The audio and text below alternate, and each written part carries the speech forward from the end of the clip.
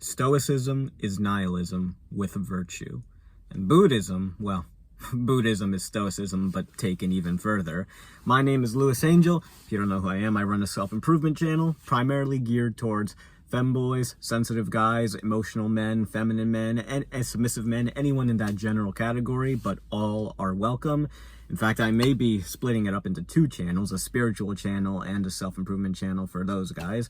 We'll see about that. Anyways, if you're in the self-improvement space, you've probably at least heard of Stoicism, the Greco-Roman philosophy, and you're well familiar with Buddhism. It's, I believe, like one of the world's 4 biggest religions. And this video will not be going into Stoicism and Buddhism. Just know that I have frequently recommended them in my past videos.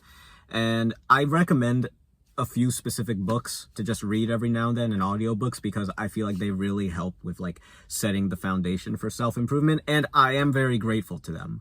I'm very grateful for the early beginnings that I owe to them, and for like the mental processes and the different way of looking at the world that they've shown me, especially Buddhism.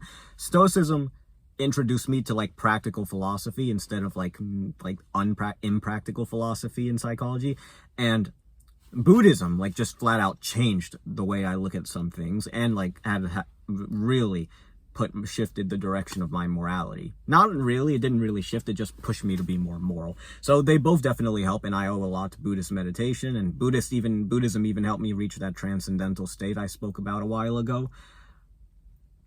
But I heard this Buddhist monk one time say, Stoicism without the virtue is nihilism.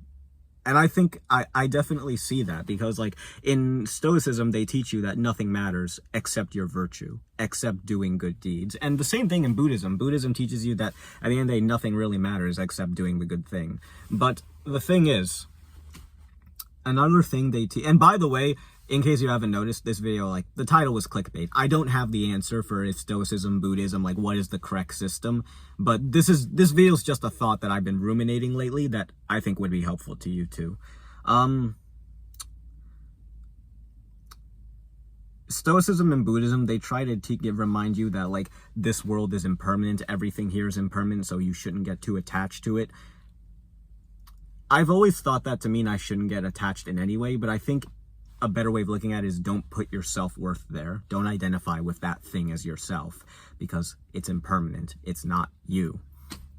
And here's the thing, Buddhism teaches that, but it's really hard to do it correctly the first time. You're going to do it wrong and wrong and wrong so many times until you finally get to the correct way.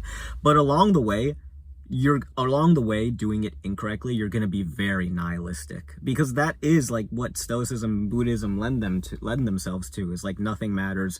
And like you try to use it productively, like, well, I shouldn't get too stressed out about this, but because nothing matters. But it ends up being very jaded and kind of empty feeling. Especially, I've been reading the Bhagavad Gita lately. One line that especially comes out to me from the Bhagavad Gita is what Krishna says to Arjuna at the beginning. You are not entitled to the fruits of your labor. You are only entitled to your labor itself. I paraphrased. What that means is, and he says, you should not do action expecting reward. Only do action for the sake of the action itself. That is what the wise do. They do action without thought for reward. And that is true. At the end of the day, you don't know the fruits that will result from all your labor. At the end of the day, you may not get what you want or what you were hoping for. The only thing you can rely on getting from doing the right thing and doing the hard work is the very act of doing the right thing and doing the hard work. The pride that comes with doing the right thing and doing the hard work. Because when you do the wrong thing, or you don't do the hard work, you know how it makes you feel. It makes you feel guilty and shameful. It feels heavy.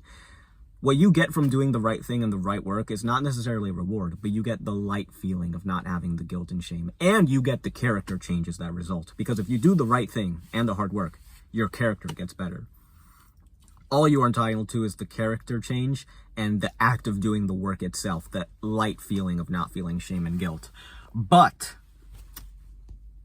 it's very easy to accidentally become nihilistic with that, because then you're doing the work thinking, well, I shouldn't rely on getting a reward. I'm not going to get a reward for this. Like, just do the work. And then you think, like, this is what life is going to be like forever, just doing the work and work and work and no reward. And that's not what it's going to be like. Lately, there's this free online course that was recommended to me at the beginning of my self-improvement journey that's all about like building positive mental habits. It's based on like positive psychology and cognitive behavioral therapy, CBT, and positive psychology, which are like, to my understanding, like some of the two most effective branches of therapy and psychology. It's not like wishy-washy stuff. And I've watched it and it helped me, but I sort of put it to the side for a long time and I started watching it again. It's a free Yale course on Coursera. It's called The Science of Well-Being.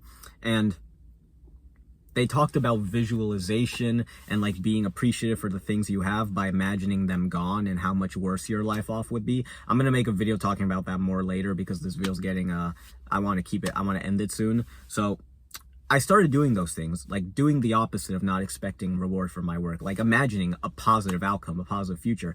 And it becomes so much easier to walk around in life and to be like, and to enjoy life and to do the work. Surprise, surprise, when you visualize the result of the hard work and the benefits, like it actually becomes much easier to do the work. So I'm definitely going to be looking more into CBT and positive psychology and going to get back into positive visualization.